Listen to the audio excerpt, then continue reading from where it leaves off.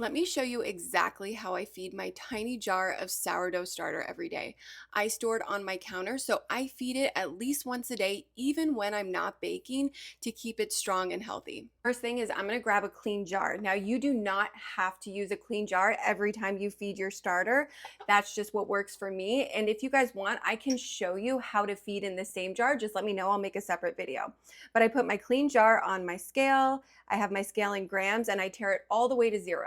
I always give my starter a quick little stir before I feed it. So stir it up. And then what I'm gonna do is I'm pouring 5 grams into my clean jar. Cool, so we've got 5 grams of starter in our jar. Now I'm gonna tare my scale back out and I'm going to add 25 grams of water. I'm gonna mix my starter and water together real quick. Now I'm gonna add 25 grams of flour right on top. Now you're gonna mix your flour in and you want no dry pockets of flour. So you wanna just mix this really well until it's all incorporated. I'm gonna put my lid back on. We do not want this airtight, and I'm gonna put it back on my counter until I'm ready to feed it tomorrow. Couple quick things. You guys saw me use a 1:5 feeding ratio. So that's 5 grams of starter, 25 grams of flour and water.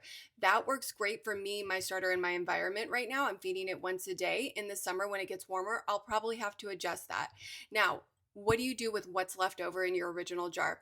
This is called sourdough discard. You can either throw it away, add it to a compost pile, or what I do is I save it in my fridge in an airtight jar and use it for discard recipes.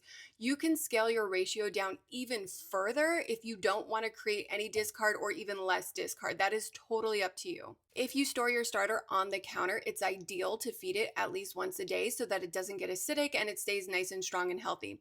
If you don't want to feed your starter every day or you bake less often, you can store it in the fridge and feed it less often. There are different tools for different goals. So this is what I do and what works great for me.